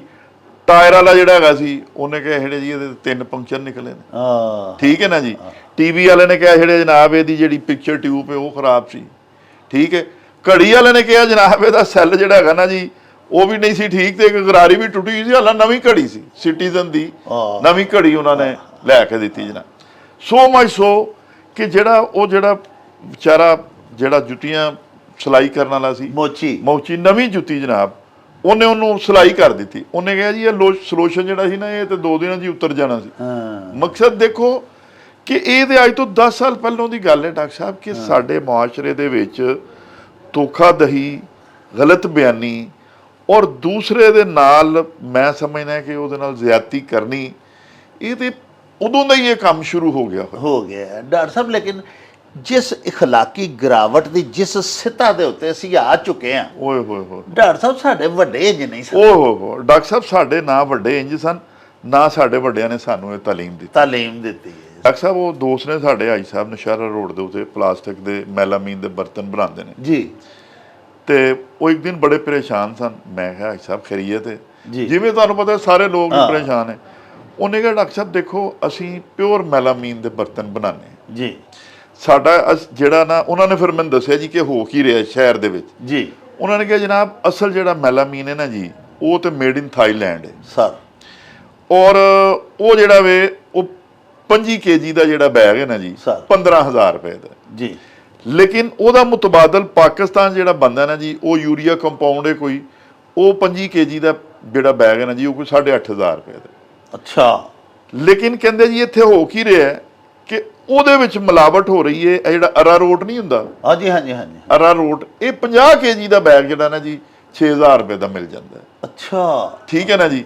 ਕਹਿੰਦਾ ਜੀ ਇਹਨੂੰ ਉਹਦੇ ਵਿੱਚ ਮਿਲਾਉਂਦੇ ਨੇ, ਫਿਰ ਇਹ ਵੇ ਕਿ ਉਹਨੂੰ ਡਬਲ ਗਲੇਜ਼ ਨਹੀਂ ਕਰਦੇ, ਸਿੰਗਲ ਗਲੇਜ਼ ਕਰਦੇ ਨੇ। ਡਾਕਟਰ ਸਾਹਿਬ ਇਹਦਾ ਨੁਕਸਾਨ ਇਹ ਵੇ ਕਿ ਚਲੋ ਲੈਣ ਵਾਲੇ ਨੂੰ ਤਾਂ ਨਹੀਂ ਪਤਾ, ਲੈਣ ਵਾਲਾ ਤੇ ਵਿਚਾਰਾ ਬਰਤਨ ਹੀ ਲੈਣ ਜਾ ਰਿਹਾ ਨਾ ਜੀ, ਲੇਕਿਨ ਉਹ ਫਿਰ ਉਹ ਫੂਡ ਗ੍ਰੇਡ ਦਾ ਨਹੀਂ ਰਹਿੰਦਾ ਜਿਹੜਾ ਕਿ ਅਸਲ ਹੋਣਾ ਚਾਹੀਦਾ। ਸਮਝਦੇ ਹੋ ਨਾ ਜੀ, ਫੂਡ ਗ੍ਰੇਡ ਦਾ ਨਹੀਂ ਰਹਿੰਦਾ ਡਾਕਟਰ ਸਾਹਿਬ। ਦੂਸਰਾ ਉਹ ਸਬ ਸਟੈਂਡਰਡ ਹੋ ਜਾਂਦਾ ਨਾ ਸਾਰਾ, ਉਹਦੀ ਕੁਆਲਿਟੀ ਨਹੀਂ ਰਹਿੰਦੀ। ਦੇਖੋ ਜੀ ਜਿਹੜਾ ਥਾਈਲੈਂਡ ਦਾ ਇੰਪੋਰਟਡ ਮੈਲਾਮਾਈਨ ਹੈ, ਬਿਲਕੁਲ ਇੱਕ ਤੇ ਉਹ ਨਾ ਵਰਤਿਆ, ਸਸਤਾ ਵਰਤਿਆ ਪਾਕਿਸਤਾਨੀ 8,500 ਦਾ 25 kg ਵਾਲਾ ਤੋੜਾ ਜੀ। ਹੁਣ ਉਹਦੇ ਬਰਤਨ ਡਾਕਟਰ ਸਾਹਿਬ ਬਣਾਏ, ਉਹਦੇ ਵਿੱਚ ਵੀ ਅਰਾਰੋਟ ਪਾ ਲਿਆ, ਜਿਹੜੀ ਅਸੀਂ ਕੱਪੜਿਆਂ ਨੂੰ ਕਲਫ ਲਾਣੇ ਆ ਮਾਇਆ। ਹੁਣ ਡਾਕਟਰ ਸਾਹਿਬ ਤੁਸੀਂ ਦੇਖੋ ਕਿ ਜ਼ਰਾ ਜੀ ਇੱਥੋਂ ਕਰਕੇ ਵੀ ਪਲੇਟ ਥੱਲੇ ਡਿੱਗਦੀ ਹੈ ਮੈਲਾਮਾਈਨ ਦੀ ਤੇ ਉਹ ਟੁੱਟ ਜਾਂਦੀ ਹੈ, ਉਹ ਜੇ ਅਰਾਰੋਟ ਹੀ ਪਿਆ ਕਿਉਂਕਿ ਉਹ ਮਿਲਾਵਟ ਵਾਲੀ ਚੀਜ਼। ਔਰ ਜਿਹੜੀ ਅਸਲ ਮੈਲਾਮਾਈਨ ਦੀ ਹੈ ਨਾ ਉਹਨੂੰ ਵੀ ਤੁਸੀਂ ਸੁੱਟ ਕੇ ਵੇਖ ਲਓ ਕਦੀ ਨਹੀਂ ਟੁੱਟੇਗੀ। ਨਹੀਂ ਜੀ ਨਹੀਂ, ਉਹ ਜਦੋਂ ਇਹ ਨਵੇਂ ਮੈਲਾਮਾਈਨ ਦੇ ਬਰਤਨ ਆਏ ਸਨ ਸਰ, ਉਦੋਂ ਕੁਆਲਿਟੀ ਦੇ ਬਰਤਨ ਆਉਂਦੇ ਸਨ। ਉਹ ਡਾਕਟਰ ਸਾਹਿਬ ਅਗਰ ਉਸ ਵਕਤ ਦਾ ਤੁਹਾਡੇ ਘਰ ਹਾਲੇ ਵੀ ਬਰਤਨ ਪਿਆ, ਸੈੱਟ ਪਿਆ, ਨਾ ਉਹਦਾ ਰੰਗ ਫੇਂਟ ਹੋਇਆ, ਨਾ ਸ਼ਾਈਨਿੰਗ ਬਦਲੀ, ਨਾ ਸਰ ਉਹਦੇ ਚ ਤਰੇੜਾਂ ਆਈਆਂ ਨੇ, ਨਾ ਹਾਲੇ ਤੱਕ ਟੁੱਟਾ ਸਰ। ਜਿਸ ਵੇਲੇ ਉਹਦੇ ਚ ਕੈਮੀਕਲਸ ਨੇ ਸਬ ਸਟੈਂਡਰਡ, ਉਹਦੇ ਵਿੱਚ ਅਸੀਂ ਗਰਮ ਸਾਲਨ ਪਾਣੇ ਆ, ਇਹ ਜਿਹੜੀ ਨਾਕਸ ਮੈਲਾਮਾਈਨ ਦੀ ਪਲੇਟ ਹੈ ਉਹਨੂੰ ਓਵਨ ਚ ਰੱਖਨੇ ਆ, ਉਹ ਤੁਹਾਡੇ ਵਾਸਤੇ ਇੱਕ ਜ਼ਹਿਰ ਪੈਦਾ ਕਰਦਾ, ਜ਼ਹਿਰ ਸਰ। ਉਹ ਫਿਰ ਇਹ ਸਰ ਬਿਮਾਰੀਆਂ ਕਿਉਂ ਵੱਧ ਗਈਆਂ? ਇਹ ਵਜ੍ਹਾ ਡਾਕਟਰ ਸਾਹਿਬ ਸਾਡੇ ਵੱਡਕੇ ਜਿਹੜੇ ਸਨ, ਜੇ ਉਹਨਾਂ ਦੇ ਇਖਲਾਕ ਅੱਛੇ ਸਨ ਤੇ ਉਹਨਾਂ ਦੇ ਵਿੱਚ ਡਾਕਟਰ ਸਾਹਿਬ ਬਿਮਾਰੀਆਂ ਹੀ ਕੋਈ ਨਹੀਂ ਸਨ। 100 150 ਸਾਲ ਉਮਰ ਹੁੰਦੀ ਸੀ। ਬੇਸ਼ੱਕ ਡਾਕਟਰ ਸਾਹਿਬ ਜਿਹੜੇ ਹੋਮਿਓਪੈਥਿਕ ਦੇ ਮੂਜਦ ਨੇ ਨਾ ਜੀ, ਹੋਮਿਓਪੈਥਿਕ ਤਰੀਕਾ ਇਲਾਜ, ਡਾਕਟਰ ਕ੍ਰਿਸਚੀਅਨ ਸੈਮੂਅਲ ਹੈਨੀਮਨ, ਉਹਨਾਂ ਦਾ ਤੇ ਡਾਕਟਰ ਸਾਹਿਬ ਅਸੂਲ ਹੀ ਇਹ ਵੇ, ਉਹ ਕਹਿੰਦੇ ਹੀ ਇਹ ਨੇ, ਉਹਨਾਂ ਦਾ ਨਜ਼ਰੀਆ ਹੀ ਇਹ ਵੇ ਕਿ ਬਿਮਾਰੀ ਪਹਿਲੇ ਇਨਸਾਨ ਦੇ ਬਦ ਆਮਾਲ ਦੀ ਵਜ੍ਹਾ ਨਾਲ ਉਹਦੀ ਰੂਹ ਦੇ ਉੱਤੇ ਇੱਕ ਧੱਬੇ ਦੀ ਸ਼ਕਲ ਵਿੱਚ ਜ਼ਾਹਿਰ ਹੁੰਦੀ ਹੈ। ਰੂਹ ਦਾ ਚੂੰਕਿ ਜਿਸਮ ਨਹੀਂ, ਇਸ ਵਾਸਤੇ ਉਹ ਫਿਰ ਬਿਮਾਰੀ ਜਿਹੜੀ ਹੈ ਨਾ ਜੀ, ਉਹ ਰਿਫਲੈਕਸ਼ਨ ਜਿਹੜਾ ਨਾ ਉਹਦਾ ਉਹ ਜਿਸਮ ਤੇ ਹੁੰਦਾ ਹੈ। ਅੱਲਾ, ਉਹ ਜਿਸਮ ਤੇ ਫਿਰ ਜ਼ਾਹਿਰ ਉਹ ਜਿਸਮ ਤੇ ਹੁੰਦੀ ਹੈ। ਹੁੰਦੀ ਬੰਦਾ ਬਿਮਾਰ ਹਮੇਸ਼ਾ ਰੂਹਾਨੀ ਤੌਰ ਤੇ ਹੁੰਦਾ ਤੇ ਉਹ ਬਿਮਾਰੀ ਦਾ ਇਜ਼ਹਾਰ ਜਿਸਮਾਨੀ ਤੌਰ ਤੇ ਫਿਰ ਹੁੰਦਾ, ਜਿਸਮ ਤੇ ਹੀ ਜ਼ਾਹਿਰ ਹੋਣਾ। ਡਾਕਟਰ ਸਾਹਿਬ ਸਾਡੀ ਰੂਹ ਸਿਆ ਹੋ ਗਈ ਹੈ ਨਾ ਸਾਰੇ ਬਦ ਅਮਲੀਆਂ ਕਰਕੇ। ਡਾਕਟਰ ਸਾਹਿਬ ਇਹ ਗੱਲ ਬੜੀ ਜ਼ਬਰਦਸਤ ਹੈ ਜਿਹੜੀ ਤੁਸੀਂ ਫਰਮਾਈ ਹੈ। ਦੇਖੋ ਇਨਸਾਨ ਨੂੰ ਤੇ ਅੱਲਾਹ ਪਾਕ ਨੇ 2 ਚੀਜ਼ਾਂ ਨਾਲ ਹੀ ਬਣਾਇਆ ਨਾ, ਇੱਕ ਜਿਸਮ ਔਰ ਇੱਕ ਰੂਹ। ਤੇ ਰੂਹ ਦੇ ਅਗਰ ਤੁਸੀਂ ਆਪਣੀ ਖਰਾਬ ਕਰ ਲਈ ਤੇ ਫਿਰ ਜਿਸਮ ਤੇ ਦੇਖੋ ਨਾ ਜੀ, ਫਿਰ ਇੱਕ ਸਾਰਾ ਬੁੱਧੀ ਹੈ ਨਾ ਹਜ਼ਰਤ ਜੀ। ਈਸਾ ਪਾਕ ਜਿਹੜੇ ਸਨ, ਹਜ਼ਰਤ ਈਸਾ ਅਲੈਹਿਸਲਾਮ, ਉਹਨਾਂ ਕੋਲ ਜਦੋਂ ਕੋਈ ਨਾਬੀਨਾ ਆਂਦਾ ਸੀ ਜਾਂ ਕੋਈ ਕੋੜੀ ਆਂਦਾ ਸੀ ਜਿਹਨੂੰ ਕੋੜ ਦਾ ਮਰਜ਼ ਸੀ ਪੂਰੇ, ਤੇ ਆਪ ਉਹਨੂੰ ਫੂਕ ਮਾਰਨੀ, ਉਹਦੇ ਹੱਥ ਫੇਰਨਾ, ਜਿਸਮ ਤੇ ਹੱਥ ਫੇਰਨਾ, ਉਹਨੇ ਸ਼ਫਾਯਾਬ ਹੋ ਜਾਣਾ। ਤੇ ਹਜ਼ਰਤ ਈਸਾ ਪਾਕ ਨੇ ਜਾਣ ਲੱਗਿਆ ਉਹਨੂੰ ਇੱਕ ਪਰਹੇਜ਼ ਵੀ ਦੱਸਣੀ। ਜਿਵੇਂ ਡਾਕਟਰ ਸਾਹਿਬਾਨ, ਤੁਸੀਂ ਸਾਡੇ ਡਾਕਟਰ ਸਾਹਿਬ ਹੋ, ਤੁਹਾਡੇ ਕੋਲ ਅਸੀਂ ਜਾਂਦੇ ਹਾਂ, ਤੁਸੀਂ ਸਾਨੂੰ ਦਵਾਈ ਦਿੰਦੇ ਹੋ, ਨਾਲ ਪਰਹੇਜ਼ ਵੀ ਦੱਸ ਦਿਓ। ਤੇ ਹਜ਼ਰਤ ਈਸਾ ਪਾਕ ਜਿਹੜੇ ਨੇ, ਹਜ਼ਰਤ ਈਸਾ ਅਲੈਹਿਸਲਾਮ ਦਾ ਇਹ ਵਤੀਰਾ ਸੀ ਕਿ ਸ਼ਫਾਯਾਬੀ ਤੋਂ ਬਾਅਦ ਆਪ ਨੇ ਅਗਲੇ ਨੂੰ ਪਰਹੇਜ਼ ਲਾਜ਼ਮੀ ਦੱਸਣੀ, ਨਬੀਨੇ ਨੂੰ ਬਿਨਾ ਕਰ ਦੇਣਾ ਅੱਲਾ ਦੇ ਹੁਕਮ, ਅੱਲਾ ਦੇ ਹੁਕਮ, ਤੇ ਕੋੜੀ ਨੂੰ ਸ਼ਫਾ ਦੇ ਦੇਣੀ। ਹਰ ਕੰਮ ਕਰਨ ਤੋਂ ਬਾਅਦ ਉਹਨੂੰ ਆਖਣਾ ਕਿ ਗੋ ਐਂਡ ਸਿਨ ਨੋ ਮੋਰ, ਅੱਲਾਹ ਹੁਣ ਅੱਗੋਂ ਗੁਨਾਹ ਨਾ ਕਰੇ। ਹਾਏ ਹਾਏ ਹਾਏ, ਯਾਨੀ ਪਰਹੇਜ਼ ਹੀ ਇਹ ਦੱਸਣਾ ਗੁਨਾਹ ਦੇ ਕੋਲ ਨਹੀਂ ਜਾਣਾ, ਕਿ ਗੁਨਾਹ ਦੇ ਕੋਲ ਨਾ ਫਟੇ। ਰੂਹ ਦੀ ਖੁਰਾਕ ਹੈ ਨਾ ਜੀ, ਖੁਰਾਕ, ਰੂਹ ਦੀ ਖੁਰਾਕ ਹੈ, ਰੂਹ ਨੂੰ ਨੁਕਸਾਨ ਦੇਣ ਵਾਲੀਆਂ ਚੀਜ਼ਾਂ ਇਹ ਨੇ। ਤੇ ਸਰ ਸਾਡਾ ਤੁਸੀਂ ਦੇਖੋ ਕਿ ਅੱਲਾ ਪਾਕ ਦੇ ਪਿਆਰੇ ਨਬੀ ਪਾਕ ਫਰਮਾਉਂਦੇ ਨੇ ਕਿ ਡਾਕਟਰ ਸਾਹਿਬ ਧੋਖਾ ਜਿਹੜਾ ਦਿੰਦਾ ਨਾ, ਅੱਲਾ ਪਾਕ ਉਹਦੇ ਤੋਂ ਸਖਤ ਨਾਰਾਜ਼ ਹੋ ਜਾਂਦੇ ਨੇ, ਓਏ ਹੋਏ ਹੋਏ, ਔਰ ਅੱਲਾ ਪਾਕ ਦੇ ਫਰਿਸ਼ਤੇ ਉਹਦੇ ਤੇ ਲਾਹਨਤਾਂ ਭੇਜਦੇ ਨੇ। ਤੇ ਡਾਕਟਰ ਸਾਹਿਬ ਇਹ ਧੋਖਾ ਬੜਾ ਵਫਾਦਾਰ ਹੈ, ਫੌਰਨ ਵਾਪਸ ਆਂਦਾ ਹੈ, ਵਾਹ, ਫੌਰਨ ਵਾਪਸ ਆਂਦਾ ਵਾਹ, ਹੈ। ਇਸੇ ਤਰ੍ਹਾਂ ਹੀ ਡਾਕਟਰ ਸਾਹਿਬ ਦੇਖੋ ਨਾ ਤੁਸੀਂ, ਪਲਾਸਟਿਕ ਵਾਲੇ ਜਿਹੜੇ ਨੇ, ਭੱਟੀ ਸਾਹਿਬ ਨੇ ਮੈਨੂੰ ਦੱਸਿਆ ਜਨਾਬ ਜੀ, ਭੱਟੀ ਸਾਹਿਬ ਨੇ ਕਿਹਾ ਜੀ ਕਿ ਜਿਹੜਾ ਪਲਾਸਟਿਕ ਦਾ ਪਿਓਰ ਦਾਣਾ ਨਾ ਜੀ, ਜਿਹੜਾ ਬਾਹਰੋਂ ਇੰਪੋਰਟ ਹੋ ਕੇ ਆਂਦਾ, ਉਹ 25 kg ਦਾ ਜਿਹੜਾ ਬੈਗ ਹੈ ਨਾ ਜੀ, ਉਹ ਕੋਈ 9-9.5 ਰੁਪਏ ਜੀ। ਲੇਕਿਨ ਜਿਹੜਾ 2 ਨੰਬਰ ਪਲਾਸਟਿਕ ਹੈ, ਉਹ ਪਲਾਸਟਿਕ ਹੈ ਜਿਹੜਾ ਓਰੀਜਨਲ ਪਲਾਸਟਿਕ ਹੈ ਨਾ, ਜਿਹੜਾ ਪਲਾਸਟਿਕ ਦਾਣੇ ਤੋਂ ਕੋਈ ਚੀਜ਼ ਬਣਾਉਂਦੇ ਨੇ ਨਾ, ਉਹਦੇ 'ਚੋਂ ਜਿਹੜੀ ਉਹਦੀ ਵੇਸਟ ਹੈ ਨਾ, ਜਾਂ ਜਿਹੜੀ ਉਹਦੀ ਕਟਿੰਗ ਹੈ, ਉਹਦੇ 'ਚ ਕੋਈ ਹਰਜ ਨਹੀਂ, ਉਹ ਤੇ ਪਿਓਰ ਚੀਜ਼ ਹੈ ਨਾ ਜੀ। ਉਹਨੂੰ ਜਦੋਂ ਮੈਲਟ ਕਰਕੇ ਦੁਬਾਰਾ ਬਣਾਉਂਦੇ ਨੇ ਨਾ ਜੀ, ਉਹਨੂੰ ਕਹਿੰਦੇ ਨੇ ਜੀ ਕਿ ਇਹ ਸੈਕੰਡ ਗ੍ਰੇਡ ਹੈ। ਬਿਲਕੁਲ, ਉਹ ਫਿਰ ਥੋੜਾ ਉਸ ਤੋਂ ਵੀ ਸਸਤਾ ਹੈ। ਲੇਕਿਨ ਇਹ ਜਿਹੜੇ ਸਾਡੇ ਲੋਕ ਬਰਤਨ ਬਣਾਉਂਦੇ ਨੇ ਨਾ ਜੀ, ਉਹਨਾਂ 'ਚ ਮੈਜੋਰਟੀ ਡਾਕਟਰ ਸਾਹਿਬ ਉਹ ਵਾਲਾ ਰੀਸਰਕਲ ਕਰਦੇ ਨੇ ਪਲਾਸਟਿਕ, ਜਿਹੜੀਆਂ ਨਾਇਲਨ ਦੀਆਂ ਜੁੱਤੀਆਂ ਨੇ, ਲੋਟੇ ਨੇ, ਪਲਾਸਟਿਕ ਦੀਆਂ ਬੋਤਲਾਂ ਨੇ, ਇਹ ਰੂੜੀ ਦੇ ਉੱਤੇ ਜਿਹੜਾ ਸਾਰਾ ਦਿਨ ਵਿਚਾਰੇ ਬੱਚੇ ਗਰੀਬ ਚੁੱਕਦੇ ਰਹਿੰਦੇ ਨੇ, ਇਹ ਜਨਾਬ ਇਹਨੂੰ ਮੈਲਟ ਕਰਕੇ ਜਿਹੜਾ ਬਣਾਉਂਦੇ ਨੇ ਨਾ ਜੀ, ਫਰਕ ਉਹਦੇ ਤੇ ਬੈਗ ਦੇ, ਉਸ ਬੈਗ 'ਚ 3-4 ਹਜ਼ਾਰ ਰੁਪਏ ਦਾ ਫਰਕ ਹੈ। ਲੇਕਿਨ ਤੁਸੀਂ ਦੇਖੋ ਉਹ ਹੀ ਬਣਾ ਕੇ ਦੇਈ ਜਾ ਰਹੇ ਨੇ। ਔਰ ਇਹ ਵੀ ਇਹਨਾਂ ਨੂੰ ਪਤਾ ਕਿ ਜਿਹੜਾ ਗੰਦੇ ਤਰੀਨ ਪਲਾਸਟਿਕ ਦਾ ਮੈਂ ਗਲਾਸ ਬਣਾਇਆ ਹੈ ਜਾਂ ਭਾਂਡਾ, ਗਰੀਬਾਂ ਲੋਕਾਂ ਮਸਕੀਨਾਂ ਇਹਦੇ ਵਿੱਚ ਰੋਟੀ ਖਾਣੀ ਹੈ, ਪਾਣੀ ਪੀਣਾ, ਛੋਟੇ ਬੱਚਿਆਂ ਨੂੰ ਪਾਣੀ ਪਿਲਾਣਾ ਹੈ ਜੀ। ਤੇ ਦੇਖੋ ਤੁਸੀਂ ਇਹ ਕੀ ਮੈਂ ਸਮਝਦਾ ਡਾਕਟਰ ਸਾਹਿਬ ਵੇਖੋ, ਪਿਆਰੇ ਨਬੀ ਪਾਕ ਦੇ ਇੱਕ ਸੁਹਾਬੀ ਦਾ ਮੈਨੂੰ ਵਾਕਿਆ ਯਾਦ ਆ ਗਿਆ ਤੁਹਾਡੀਆਂ ਗੱਲਾਂ 'ਚੋਂ, ਕਿ ਆਪ ਜਾ ਰਿਹਾ ਸਨ ਤੇ ਅੱਗੋਂ ਇੱਕ ਬੰਦਾ ਆ ਰਿਹਾ ਸੀ, ਤੇ ਉਹਨੇ ਇੱਕ ਊਂਠਣੀ ਦੀ ਰੱਸੀ ਹੱਥ 'ਚ ਫੜੀ ਸੀ, ਤੇ ਨਬੀ ਪਾਕ ਦੇ ਪਿਆਰੇ ਸੁਹਾਬੀ ਨੇ ਉਹਨਾਂ ਨੂੰ ਪੁੱਛਿਆ ਕਿ ਭਾਜੀ ਇਹ ਊਂਠਣੀ ਤੇ ਸਾਡੀ ਹੈ, ਤੇ ਇਹ ਤੁਸੀਂ ਕਿੱਥੇ ਲਈ ਜਾਂਦੇ ਹੋ? ਉਹਨਾਂ ਨੇ ਉਹਨਾਂ ਨੂੰ, ਸੁਹਾਬੀ ਨੂੰ ਦੱਸਿਆ ਜੀ ਕਿ ਮੈਂ ਤੁਹਾਡੇ ਬੇਟੇ ਕੋਲੋਂ ਖਰੀਦੀ ਹੈ। ਹਾਂਜੀ, ਉਹਨਾਂ ਨੇ ਆਖਿਆ ਜੀ ਕਿ ਤੁਸੀਂ ਇਹਨੂੰ ਖਰੀਦਿਆ ਤੇ ਮੇਰੇ ਬੇਟੇ ਨੇ ਤੇ ਤੁਹਾਨੂੰ ਦੱਸਿਆ ਵੀ ਇਹਦੇ 'ਚ ਕੀ ਨੁਕਸ ਨੇ, ਇਹਦੇ 'ਚ ਕੀ ਐਬ ਨੇ, ਔਰ ਇਹਦੇ 'ਚ ਕੀ ਵਸਫ ਨੇ? ਉਹ ਸੁਹਾਬੀ ਆਖਣ ਲੱਗੇ ਨਹੀਂ ਜੀ, ਮੈਂ ਐਡਾ ਤਫਸੀਲ 'ਚ ਤੇ ਨਹੀਂ ਗਿਆ, ਤੇ ਮੈਨੂੰ ਪਿਆਰੀ ਲੱਗੀ ਸੀ ਊਂਠਣੀ ਖਲੋਤੀ, ਤੇ ਮੈਂ ਤੁਹਾਡੇ ਬੇਟੇ ਨੂੰ ਪੁੱਛਿਆ ਵੀ ਵੇਚਣੀ ਹੈ, ਤੇ ਉਹਨਾਂ ਆਖਿਆ ਵੇਚਣੀ ਹੈ। ਦੁੱਧ ਸ਼ੁੱਧ ਕਿੰਨਾ ਦਿੰਦੀ ਉਹ ਵੀ ਉਹਨਾਂ ਦੱਸਿਆ, ਗੋਸ਼ਤ ਦੇ ਵਿੱਚ ਜਿਹੜਾ ਉਹ ਵੀ ਮੈਨੂੰ ਦਿਸਣ ਡਿਆ ਵੀ ਚੰਗੀ ਮੋਟੀ ਤਾਜ਼ੀ ਪਲੀ ਊਂਠਣੀ। ਉਹ ਨਬੀ ਪਾਕ ਦੇ ਸੁਹਾਬੀ ਜਿਹੜੇ ਸਨ, ਉਹਨਾਂ ਦੀ ਤਸੱਲੀ ਨਾ ਹੋਈ। ਉਹਨਾਂ ਆਖਿਆ ਭਾਜੀ ਤੁਸੀਂ ਇਹ ਦੱਸੋ ਵੀ ਤੁਸੀਂ ਇਹ ਊਂਠਣੀ ਜੇ ਲਈ ਹੈ ਮੇਰੇ ਪੁੱਤਰ ਕੋਲੋਂ, ਇਹ ਕਾਹਦੇ ਵਾਸਤੇ ਲਈ ਹੈ, ਕਿਸ ਮਕਸਦ ਦੇ ਤਹਿਤ ਤੁਸੀਂ ਖਰੀਦੀ ਹੈ? ਉਹਨਾਂ ਆਖਿਆ ਜੀ ਮੈਂ ਮਦੀਨੇ ਪਾਕ ਜਾਣਾ, ਹੱਜ ਕਰਨ ਜਾਣਾ, ਮੈਂ ਸਫ਼ਰ ਹੱਜ ਤੇ ਜਾਣਾ, ਤੇ ਮੈਂ ਸਫ਼ਰ ਲਈ ਖਰੀਦੀ। ਉਹਨਾਂ ਸੁਹਾਬੀ ਦੇਖੋ, ਅੱਲਾ ਪਾਕ ਦੇ ਕਿੱਡੇ ਪਿਆਰੇ ਲੋਕ ਸਨ, ਨਬੀ ਪਾਕ ਦੇ ਸੁਹਾਬੀ ਸਨ। ਉਹਨਾਂ ਆਖਿਆ ਜੀ ਦੁੱਧ ਦੇਣ ਦੇ ਹਵਾਲੇ ਨਾਲ ਇਹ ਊਂਠਣੀ ਇੱਕ ਨੰਬਰ ਹੈ, ਬਿਹਤਰੀਨ ਗੋਸ਼ਤ ਇਹਦੇ ਵਿੱਚ ਮਾਸ਼ਾਅੱਲਾ ਬੇਤਹਾਸ਼ਾ, ਜੇ ਕਰਕੇ ਕੁਰਬਾਨ ਖਾਣੀ ਜੇ ਤੇ ਤੁਹਾਡਾ ਪੂਰਾ ਫੰਕਸ਼ਨ ਭੁਗਤਾ ਸਕਦੀ, ਲੇਕਿਨ ਸਫ਼ਰ ਦੇ ਕਾਬਲ ਨਹੀਂ ਹੈਗੀ। ਹਾਏ ਹਾਏ ਹਾਏ, ਤੁਹਾਨੂੰ ਚਾਹੀਦੀ ਹੈ ਸਫ਼ਰ ਵਾਲੀ। ਅੱਲਾ, ਇਹਨੂੰ ਵਾਪਸ ਲੈ ਆਓ, ਮੇਰੇ ਮਗਰ ਆ ਜਾਓ, ਪਿਛਾਂ ਊਂਠਣੀ ਵਾਪਸ ਫੜ ਲੈ। ਵੇਖੋ ਨਾ ਸੌਦਾ, ਇੱਥੇ ਸਾਡੇ ਦੁਕਾਨਦਾਰ ਵੱਡਾ ਲਿਖ ਕੇ ਲਾ ਦਿੰਦੇ ਨੇ, ਖਰੀਦਾ ਹੁਆ ਮਾਲ ਵਾਪਸ ਨਹੀਂ ਹੋਊਗਾ। ਹਾਏ ਹਾਏ ਹਾਏ ਹਾਏ, ਦੇਖੋ ਨਾ ਸਰ, ਓਏ ਹੋਏ, ਤੇ ਉਹ ਵਿਕਿਆ ਸੌਦਾ, ਤਾਂ ਜਿਹਨੇ ਖਰੀਦਿਆ ਉਹਨੂੰ ਕੋਈ ਇਤਰਾਜ਼ ਵੀ ਨਹੀਂ, ਖੁਦ ਉਹਦਾ ਐਬ ਦੱਸਿਆ ਕਿ ਨਹੀਂ ਜੀ ਇਹਨੂੰ ਪਿਛਾਂ ਲੈ ਆਓ, ਇਹ ਸਫ਼ਰ ਵਾਲੀ ਊਂਠਣੀ ਨਹੀਂ। ਬਿਲਕੁਲ ਤੁਸਾਂ ਤੇ ਦੁਰਾਡੇ ਹੱਜ ਕਰਨ ਜਾਣਾ, ਸਫ਼ਰ ਲੰਮਾ ਹੈ। ਇਹ ਗੋਸ਼ਤ ਅੱਛਾ ਇਹਦੇ ਵਿੱਚ ਮੌਜੂਦ ਹੈ, ਦੁੱਧ ਚੰਗਾ ਦਿੰਦੀ ਜੇ ਘਰ ਬੱਚਿਆਂ ਦੇ ਦੁੱਧ ਲਈ ਖੜਨੀ ਹੈ ਤਾਂ 100 ਵਾਰੀ ਲੈ ਜਾਓ। ਸਫ਼ਰ ਵਾਸਤੇ ਇਹ ਨਹੀਂ ਤੁਸੀਂ ਪਿਛਾ ਜਾਓ। ਵਾਪਸ ਆ ਕੇ ਪੁੱਤਰ ਨੂੰ ਆਖਿਆ ਬੇਟਾ ਇਹਨਾਂ ਦੇ ਪੈਸੇ ਪਰਤਾ ਵਾਪਸ ਕਰ ਦੇ। ਯਾਨੀ ਪਿਆਰੇ ਨਬੀ ਪਾਕ ਦੇ ਇੱਥੋਂ ਤੱਕ ਰੱਖਿਆ ਵੀ ਤੁਸੀਂ ਕੋਈ ਸੌਦਾ ਵੇਚ ਰਹੇ ਹੋ, ਬਿਲਕੁਲ ਕੋਈ ਅੰਬ ਫਰੋਖਤ ਕਰ ਰਹੇ ਹੋ, ਸਹੀ ਦੱਸੋ ਗਾਹਕ ਨੂੰ ਜੋ ਚੀਜ਼ ਹੈ ਅਸਲ ਦੱਸੋ। ਡਾਕਟਰ ਸਾਹਿਬ ਮੈਨੂੰ ਜ਼ਿਹਨ 'ਚ ਆ ਗਿਆ, ਇਹ ਦੇਖੋ ਨਾ ਸਾਡੀਆਂ ਜਿਹੜੀਆਂ ਮੁਆਸ਼ੀ ਮੰਡੀਆਂ ਲੱਗਦੀਆਂ ਜੀ, ਹਾਂਜੀ ਹਾਂਜੀ, ਉਹ ਇੱਕ ਦਿਨ 2 ਦਿਨ ਦੁੱਧ ਹੀ ਨਹੀਂ ਚੋਂਦੇ। ਹਾਂਜੀ, ਉਹ ਲੱਗਦਾ ਕਿ ਮਾਸ਼ਾਅੱਲਾ ਬੜਾ ਦੁੱਧ ਦੇ ਥੱਲੇ ਉਹ ਵਾਨਾ ਥੱਲੇ ਭਰਿਆ ਹੁੰਦਾ। 2-3 ਡੰਗ ਡਾਕਟਰ ਸਾਹਿਬ ਉਹਨੂੰ ਆਂਦੇ ਨੇ ਕਿ ਇਹ ਗਾਵਾਂ ਮੱਝਾਂ ਨੂੰ ਡੱਕਾ ਲਾਇਆ, ਡੱਕਾ ਲਾਇਆ। ਉਹ ਡੱਕ ਕੇ ਨਾ ਜੀ ਡੱਕਾ ਲਾ ਕੇ ਮੰਡੀ ਖੜ ਕੇ ਵੇਚਦੇ ਨੇ। ਉਹ ਜਿਹੜਾ ਖਰੀਦਦਾਰ ਆਉਂਦਾ ਉਹ ਵੇਖਦਾ ਵੀ ਮੱਝ ਕੋਲੋਂ ਤੇ ਟੁਰੇ ਨਹੀਂ ਜਾਂਦਾ ਪਿਆ, ਮਾਸ਼ਾਅੱਲਾ ਐਡਾ ਵੱਡਾ ਹਵਾਨਾ ਇਹਦਾ ਦੁੱਧ ਦਾ ਭਰਿਆ ਹੈ ਜੀ। ਉਹ ਜਨਾਬ ਵੇਖ ਕੇ ਨਾ ਗਾਹਕ ਫਸ ਜਾਂਦਾ।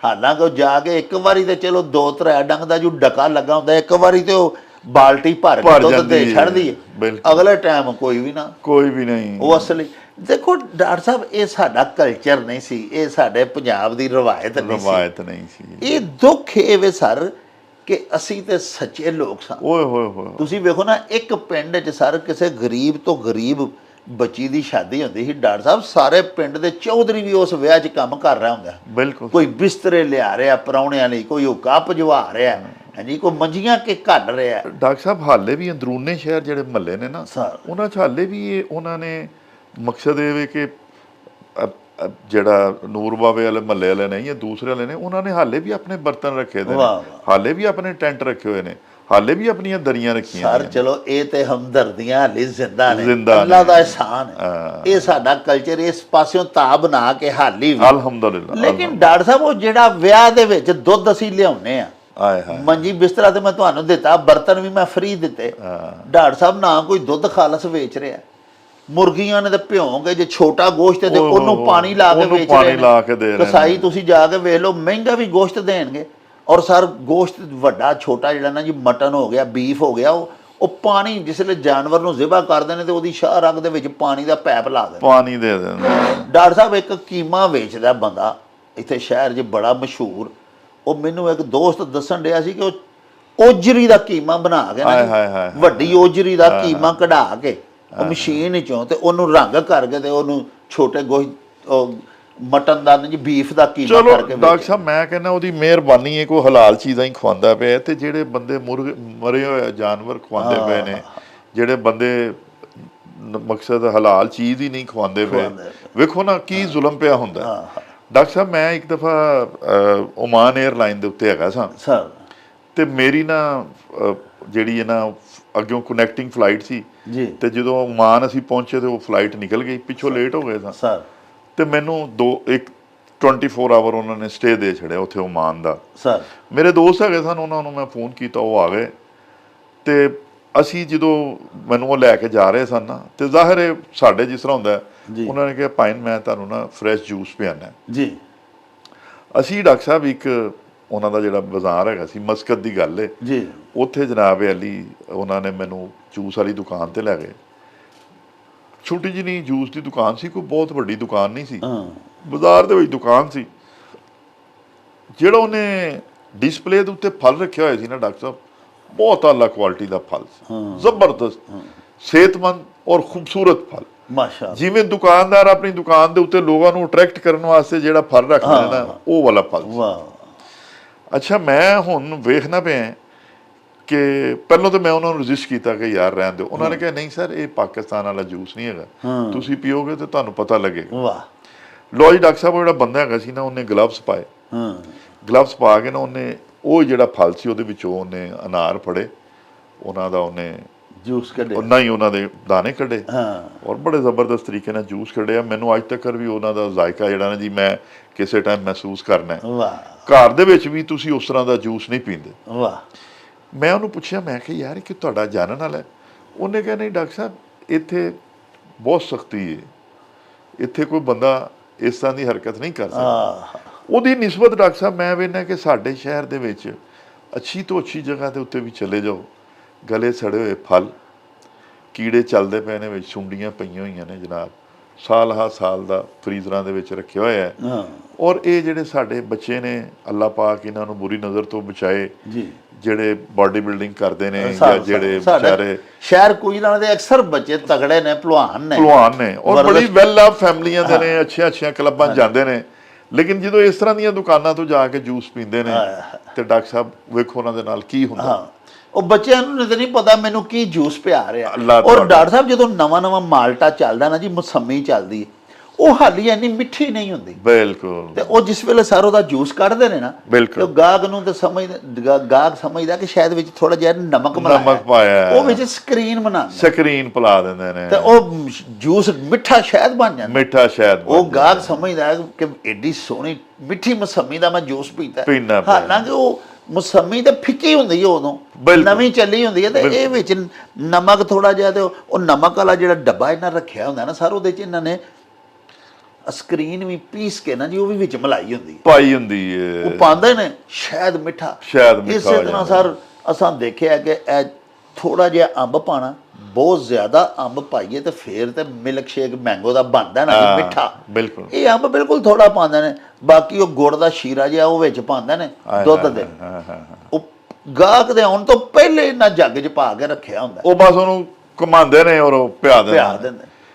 ਜੂਸ ਸਰ ਤੁਸੀਂ ਗੰਨੇ ਦਾ ਰੋਹ ਪੀਣ ਜਿਹਦੇ ਕੋਲ ਖਲੋ ਜਾਓਗੇ, ਉਹਨੇ ਗਲਾਸ ਤੁਹਾਨੂੰ ਰੋਹ ਦਾ ਦੇਣਾ ਨਾ, ਅੱਧਾ ਗਲਾਸ ਵੀ ਰੋਹ ਦਾ ਨਹੀਂ ਹੋਣਾ, ਵਿੱਚ ਬਹੁਤੀ ਬਰਫ਼ ਦਾ ਪਾਣੀ, ਐਡਾ ਬਰਫ਼ ਦਾ ਵਿੱਚ ਪਹਿਲੇ ਹੀ ਟੋਟਾ ਰੱਖ ਦਿੰਦੇ ਨੇ। ਤੇ ਡਾਕਟਰ ਸਾਹਿਬ ਇਹ ਦੇਖੋ ਨਾ, ਜਿਹੜੇ ਸਾਡੇ ਬੱਚੇ ਬਾਡੀ ਬਿਲਡਿੰਗ ਕਰਦੇ ਨੇ ਸਰ, ਉਹਨਾਂ ਨੂੰ ਜਿਹੜੇ ਕਲੱਬ ਵਾਲੇ ਨੇ ਨਾ, ਉੱਥੇ ਹੀ ਕੋਈ ਨਾ ਕੋਈ ਬੰਦਾ ਉਹਨਾਂ ਨੇ ਆਪਣਾ ਛੱਡਿਆ ਹੁੰਦਾ, ਉਹਨਾਂ ਨੂੰ ਕਹਿੰਦਾ ਜੀ ਤੁਸੀਂ ਸਪਲੀਮੈਂਟ ਖਾਓ।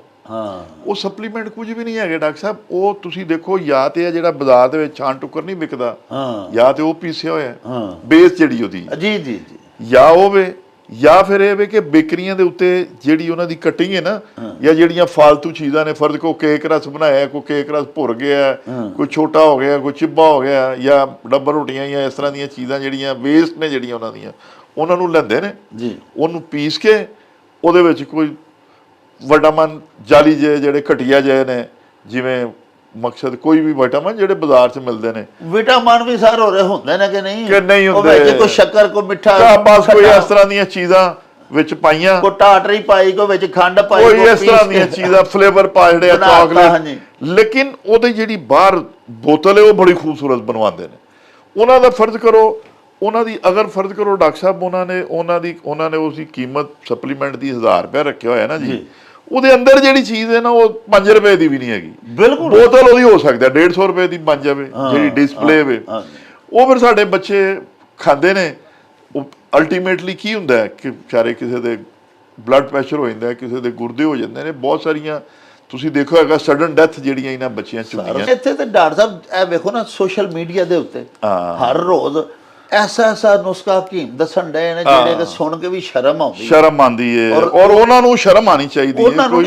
ਉਹਨਾਂ ਦੀ ਅਗਰ ਉਹਨਾਂ ਦੀ ਕੋਈ ਭੈਣ ਜਾਂ ਉਹਨਾਂ ਦੀ ਮਾਂ ਸੁਣੇ, ਜਾਂ ਉਹਨਾਂ ਦੀ ਬੀਵੀ ਸੁਣ ਲਵੇ, ਤੇ ਉਹ ਵੀ ਵਿਚਾਰੀ ਪਰੇਸ਼ਾਨ ਹੋਏਗੀ ਕਿ ਦੇਖੋ ਕਿੱਡਾ ਝੂਠ ਬੋਲਦੇ ਪਏ ਨੇ ਹਕੀਮ ਸਾਹਿਬ। ਪਿਆਰੇ ਵੇਖਣ ਵਾਲਿਓ, ਤੁਸੀਂ ਡਾਕਟਰ ਸਾਹਿਬ ਦੀਆਂ ਗੱਲਾਂ ਬਾਤਾਂ ਸੁਣੀਆਂ। ਸਾਹਿਬੋ, ਸਾਡਾ ਪਿਛੋਕੜ ਬੜਾ ਹੀ ਸ਼ਾਨਦਾਰ ਸੀ। ਇਮਾਮ ਆਜ਼ਮ ਅਬੂ ਹਨੀਫਾ ਕੱਪੜੇ ਦੀ ਦੁਕਾਨ ਕਰਦੇ ਸਨ, ਤੇ ਜਦੋਂ ਬੱਦਲ ਬਣ ਜਾਣਾ, ਬਾਰਿਸ਼ ਦਾ ਮੌਸਮ ਬਣ ਜਾਣਾ, ਤੇ ਆਪ ਨੇ ਆਪਣੀ ਦੁਕਾਨ ਬੰਦ ਕਰ ਦੇਣੀ। ਕਿਸੇ ਦੋਸਤ ਪੁੱਛਿਆ ਕਿ ਹਜ਼ੂਰ, ਜ਼ਰਾ ਵੀ ਬੱਦਲ ਬਣਦੇ ਨੇ, ਮੌਸਮ ਦੇ ਵਿੱਚ ਥੋੜਾ ਗਹਿਰਾਪਨ ਆਉਂਦਾ, ਤੇ ਤੁਸੀਂ ਨਾਲ ਹੀ ਦੁਕਾਨ ਬੰਦ ਕਰ ਦਿੰਦੇ ਹੋ। ਉਹਨਾਂ ਫਰਮਾਇਆ ਕਿ ਜਦੋਂ ਚਿੱਟਾ ਦਿਨ ਚੜਿਆ ਹੁੰਦਾ, ਸੂਰਜ ਨਿਕਲਿਆ ਹੁੰਦਾ, ਉਦੋਂ ਵੇਖਣ ਵਾਲੇ ਦੀ ਅੱਖ ਸਹੀ ਤਰ੍ਹਾਂ ਕੱਪੜਾ ਪਛਾਣ ਸਕਦੀ ਹੈ, ਉਹਦੀ ਸ਼ਨਾਖਤ ਕਰ ਸਕਦੀ ਹੈ। ਜਦੋਂ ਬੱਦਲ ਬਣ ਜਾਂਦਾ, ਗਹਿਰ ਛਾ ਜਾਂਦੀ ਹੈ, ਤੇ ਮੈਂ ਇਸ ਲਈ ਦੁਕਾਨ ਬੰਦ ਕਰ ਦਿੰਦਾ ਕਿ ਮਤਾ ਮੇਰੇ ਖਰੀਦਦਾਰ ਨੂੰ ਕੱਪੜੇ ਦੀ ਸ਼ਨਾਖਤ ਦੇ ਵਿੱਚ ਉਹਦੀ ਪੁੰਨ ਛਾਣ ਕਰਨ ਲੱਗਿਆਂ ਧੋਖਾ ਨਾ ਲੱਗ ਜਾਏ। ਯਾਨੀ ਇਸ ਕਦਰ ਖੂਬਸੂਰਤ ਸੋਚਾਂ ਦੇ ਸਾਡੇ ਵਡਕੇ ਸਨ। ਅਸੀਂ ਉਹਨਾਂ ਦੇ ਪੈਰੋਕਾਰ ਹਾਂ, ਅਸੀਂ ਉਹਨਾਂ ਦੀ ਅਗਲੀ ਪੀੜ੍ਹੀ ਹਾਂ। ਲੇਕਿਨ ਕਿਸ ਕਦਰ ਦੁੱਖ ਹੁੰਦਾ ਹੈ ਅਜਿਹੀਆਂ ਗੱਲਾਂ ਸੁਣ ਕੇ, ਜਿਹੜੀਆਂ ਅੱਜ ਅਸਾਂ ਤੁਹਾਡੇ ਗੋਸ਼ੇ ਗੁਜ਼ਾਰ ਕੀਤੀਆਂ, ਕਿ ਇੰਜ ਜਾਪਦਾ ਜਿਵੇਂ ਸਾਡੇ ਸਮਾਜ ਵਿੱਚ ਸਾਡੀ ਸਾਡੇ ਮੁਆਸ਼ਰੇ ਦੇ ਵਿੱਚ ਲੱਭਿਆਂ ਅਜਿਹਾ ਬੰਦਾ ਨਹੀਂ ਲੱਭਦਾ ਜਿਹੜਾ ਦੂਸਰੇ ਦਾ ਭਲਾ ਸੋਚੇ। ਹਰ ਬੰਦਾ ਦੂਜੇ ਨੂੰ ਦਾ ਲਾਣ ਘਰੋਂ ਨਿਕਲਦਾ ਸਵੇਰੇ, ਔਰ ਸ਼ਾਮ ਨੂੰ ਪਿਆਰਿਓ ਕਿਸੇ ਨਾ ਕਿਸੇ ਨੂੰ ਲੁੱਟ ਕੇ ਤੇ ਘਰ ਟੁਰ ਜਾਂਦਾ ਤੇ ਜਾ ਕੇ ਆਖਦਾ ਅੱਲਾ ਦਾ ਬੜਾ ਸ਼ੁਕਰ ਹੈ, ਅੱਜ ਬੜੀ ਸੋਹਣੀ ਦਿਹਾੜੀ ਲੱਗੀ ਹੈ।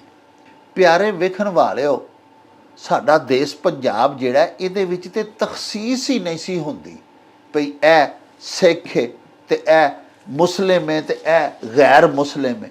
ਇਹ ਤੇ ਸਾਰਿਆਂ ਦਾ ਇੱਕ ਸਾਂਝਾ ਸਮਾਜ ਸੀ, ਔਰ ਸਾਰੇ ਵਸਨੀਕ ਇੱਕ ਦੂਜੇ ਦੀ ਖੈਰ ਮੰਗਦੇ ਹੁੰਦੇ ਸਨ। ਪਤਾ ਨਹੀਂ ਸਾਨੂੰ ਕਿਹਦੀ ਨਜ਼ਰ ਲੱਗ ਗਈ ਹੈ ਕਿ ਕੋਈ ਕਿਸੇ ਦਾ ਭਲਾ ਹੀ ਨਹੀਂ ਚਾਹੁੰਦਾ। ਹਰ ਬੰਦਾ ਸਿਰਫ ਆਪਣੇ ਪੇਟ ਦਾ ਸਕਾ ਹੋ ਗਿਆ ਹੈ। ਪਿਆਰਿਓ, ਮਾਰੂਫ ਦਾਨਸ਼ਵਰ ਮਰਹੂਮ ਅਸ਼ਫਾਕ ਅਹਿਮਦ ਹੋਰਾਂ ਦਾ ਕੌਲ ਹੈ ਕਿ ਧੋਖੇ ਨੂੰ ਆਪਣੇ ਘਰ ਨਾਲ ਬੜਾ ਹੀ ਪਿਆਰ ਹੁੰਦਾ ਹੈ। ਇਹ ਬੜਾ ਵਾਕਈ ਜਾਨਦਾਰ ਹੁੰਦਾ ਹੈ।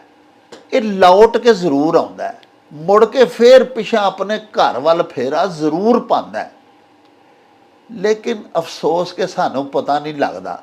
ਅਸੀਂ ਲੋਕਾਂ ਨੂੰ, ਦੂਸਰਿਆਂ ਨੂੰ ਲੁੱਟ ਕੇ ਜਿੰਨੇ ਵੀ ਪੈਸੇ ਇਕੱਠੇ ਕਰਨੇ ਆ, ਅਸੀਂ ਕਦੀ ਨਹੀਂ ਸੋਚਦੇ ਕਿ ਸਾਨੂੰ ਬਿਮਾਰੀਆਂ ਕਿਉਂ ਲੱਗਦੀਆਂ ਨੇ, ਸਾਡੇ ਘਰਾਂ ਦੇ ਵਿੱਚ ਆਫਤਾਂ ਕਿਉਂ ਆਉਂਦੀਆਂ ਨੇ। ਇੱਕਦਮ ਬੈਠਿਆਂ ਬਿਠਾਇਆਂ ਅੱਲਾ ਕਦੀ ਨਾ ਕਰੇ, ਅੱਲਾ ਸਭ ਦੀ ਖੈਰ ਕਰੇ, ਸਾਨੂੰ ਪਤਾ ਲੱਗਦਾ ਕਿ ਫਲਾਣੇ ਪੁੱਤਰ ਦਾ, ਫਲਾਣੇ ਭਰਾ ਦਾ ਐਕਸੀਡੈਂਟ ਹੋ ਗਿਆ।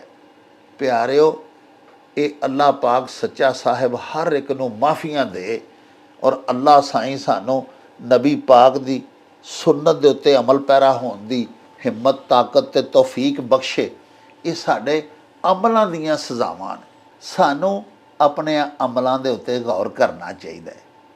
ਤੇ ਸਾਹਿਬੋ, ਅਗਰ ਅਸੀਂ ਸਾਰੇ ਉਹੀ ਸੁੱਚੇ ਕੰਮ ਕਰਨ ਲੱਗ ਪਈਏ ਜਿਹੜੇ ਸਾਡੇ ਬਜ਼ੁਰਗਾਂ ਫਰਮਾਏ, ਮਿਸਾਲ ਦੇ ਤੌਰ ਤੇ ਸਾਡੇ ਸਾਰੇ ਸਿੱਖ ਭੈਣਾਂ ਭਰਾ ਬਾਬਾ ਜੀ ਨਾਨਕ ਦੇਵ ਦੇ ਅਹਕਾਮਾਤ ਦੇ ਉੱਤੇ ਸਹੀ ਮਾਇਨਿਆਂ 'ਚ ਚੱਲਣ ਲੱਗ ਪੈਣ, ਪੰਜਾਬ ਵਿੱਚ ਵਸਣ ਵਾਲੇ ਸਾਰੇ ਹੀ ਮੁਸਲਮਾਨ ਅਤੀਉੱਲਾਹ ਵ ਅਤੀਉਰ ਰਸੂਲ ਕਰਨ ਲੱਗ ਪੈਣ, ਸਾਡੇ ਹਿੰਦੂ ਭਾਈ ਜਿੰਨੇ ਨੇ, ਦੇਸ਼ ਪੰਜਾਬ ਦੇ ਵਸਣ ਵਾਲੇ ਜਿੰਨੇ ਪੰਜਾਬੀ ਹਿੰਦੂ ਨੇ, ਮਸੀਹੀ ਨੇ, ਆਪਣੇ ਆਪਣੇ ਪੇਸ਼ਵਾ ਉਹਨਾਂ ਦੇ ਜਿਹੜੇ ਨੇ, ਉਹਨਾਂ ਦੀਆਂ ਗੱਲਾਂ ਮੰਨਣ ਲੱਗ ਪੈਣ, ਤੇ ਪਿਆਰਿਓ, ਇਹ ਮੁਆਸ਼ਰਾ ਐਡਾ ਖੂਬਸੂਰਤ ਹੋ ਸਕਦਾ ਹੈ। ਇੱਥੋਂ ਹਰ ਕਿਸਮ ਦਾ ਜੁਰਮ, ਗੁਨਾਹ ਖਤਮ ਹੋ ਸਕਦਾ ਹੈ। ਹਰ ਕਿਸਮ ਦੀ ਆਲੂਦਗੀ ਤੋਂ ਪਾਕ ਇੱਕ ਬੜਾ ਹੀ ਖੂਬਸੂਰਤ ਅਖੂਵਤ ਤੇ ਮੁਹੱਬਤ ਭਰਿਆ ਮੁਆਸ਼ਰਾ ਦੁਬਾਰਾ ਕਾਇਮ ਹੋ ਸਕਦਾ ਹੈ। ਤੇ ਸਾਡੀ ਮਾਨਯੋਗ ਸਕਾਫਤ ਦਾ ਇੱਕ ਵਾਰੀ ਫੇਰ ਅਹਿਆ ਹੋ ਸਕਦਾ ਹੈ। ਇਹਦੇ ਨਾਲ ਹੀ ਸਾਨੂੰ ਦਿਓ ਇਜਾਜ਼ਤ, ਹਲਾ ਵੀ ਯਾਰ ਹਵਾਲੇ ਰੱਬ ਦੇ ਤੇ ਮੇਲੇ 4 ਦਿਨਾਂ ਦੇ, ਉਸ ਦਿਨ ਈਦ ਮੁਬਾਰਕ ਹੋਸੀ, ਜਿਸ ਦਿਨ ਫੇਰ ਮਿਲਾਂਗੇ। ਰੱਬ ਰਾਖਾ ਤੇ ਅੱਲਾ ਬੇਲੀ। ਓ ਚੱਲ ਮੇਲੇ ਨੂੰ ਚਲੀ,